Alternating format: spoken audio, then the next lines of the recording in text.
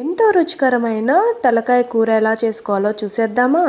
ఇక్కడైతే అరకప్పు ఫస్ట్ చిన్నులపాయలు ఇలా చక్కగా పొట్టు తీసేసి ఒలుచుకుని పెట్టేసుకున్నాను. అవి తీసుకుంటున్నాను. తర్వాత అల్లం ముక్కలు కూడా చెక్కు తీసేసి ఇలా చిన్న చిన్న ముక్కలు చేసుకున్నవి అరకప్పు. అండ్ ఇక్కడ నెక్స్ట్ వచ్చేసి కొబ్బరి పావు కప్పు అనమాట. సో అంటే ఇందాక వేసుకున్న కప్పులో సగం ఉంటుంది ఇది. నేను ఇక్కడ మీకు మెజర్మెంట్స్తో సహా ఎందుకు చెప్తున్నా అంటే నెక్స్ట్ మీరు కూడా ఈ రెసిపీ ట్రై చేయొచ్చు అని చెప్పి. అండ్ చెక్క వచ్చేసి ఒక 3 ముక్కలు అయితే వేసాను. అండ్ తర్వాత మనకి ఇక్కడ లవంగాలు ఒక 10 లవంగాలు వేసుకుంటే ఘాటు సరిపోతుంది. ధనియాలు 2 టీ స్పూన్లు వేసుకుంటే సరిపోతుంది. ఈ మెజర్మెంట్స్ అన్నీ 1 కిలో తలకాయ కూరకి చెప్తున్నాను అనమాట.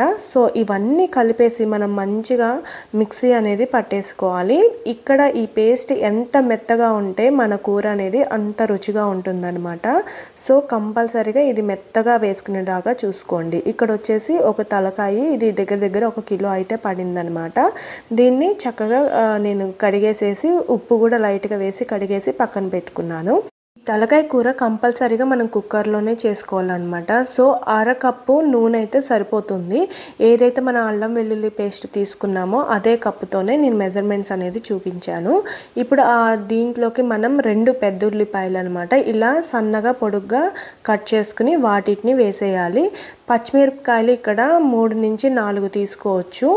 అవి కూడా వేసేసేసి చక్కగా గోల్డెన్ కలర్ వచ్చే వరకు అయితే ఫ్రై చేసేసుకోవాలి. ఇక్కడ మనము పచ్చిమిరపకాయలు కొంచెం మసాలా వేసుకుంటున్నాం కాబట్టి కారం కొంచెం చూసుకుని వేసుకోవాలి. కారం నేను కరెక్ట్గా మేము తినే విధంగా అయితే ఎంత వేసుకుంటున్నాను అనేది కూడా నేను మీకు ఈ వీడియోలో చెప్తాను.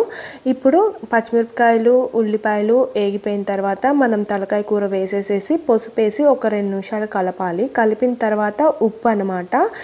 1.5 టేబుల్ స్పూన్ ఉప్పు అయితే సరిపోతుంది దీనికి.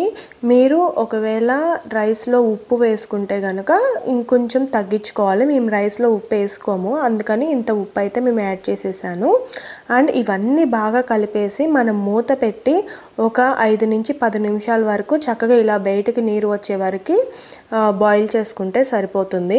ఇలా కొంచెం వాటర్ బయటకు వచ్చిన తర్వాత మనం ఏంటంటే మసాలా ఉంటుంది కదా ఇందాక వేసుకున్నది అది మొత్తం వేసేయాలి. అది మొత్తం వేసేసి కారం కూడా ఇక్కడ నేను పావు కప్పు ఉంటుంది కదా దానికి సగానికి వేసాను అనమాట. దగ్గర ఒక 2 టేబుల్ స్పూన్స్ అయితే ఉంటుంది. సో దీంట్లో స్పైసీగా ఉంటేనే బాగుంటుంది కాబట్టి స్పైసీనెస్ కంపల్సరీ అనమాట ఈ కూరకి. అండ్ ఇవన్నీ బాగా కలిపేసేసేసి మనకి ఈ మసాలా మొత్తం కొంచెం ఫ్రై అవ్వాలన్నమాట. కాబట్టి మూత పెట్టేసి ఒక 10 నిమిషాలు మంచిగా మధ్యలో అడుగంటకుండా తిప్పుకుంటూ ఇట్లా మనము దీన్ని కుక్ చేసేసుకోవాలి.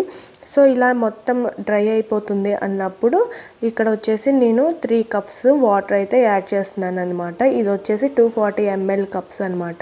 సో నేను మీకు మొత్తం మెజర్మెంట్స్తో చెప్తున్నాను ఎందుకంటే ఈ రెసిపీ మీరు ట్రై చేసి ఎలా వచ్చింది అనేది నాకు కామెంట్ చేయండి.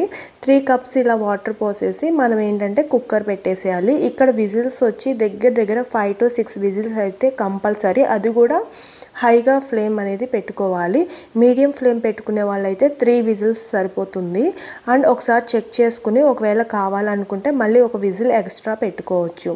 అండ్ 5 విజిల్స్ వచ్చేసిన తర్వాత నేను మూత తీసి కొత్తిమీర కూడా వేసేసేసి చక్కగా ఒక 2 నిమిషాలు ఇలా బాయిల్ చేసుకుంటే మన తలకాయ కూర అనేది రెడీ అయిపోతుంది. సో ఇది రాగి సంగట్లోకి ఇంకా బాగుంటుంది. కంపల్సరీగా ట్రై చేసేయండి.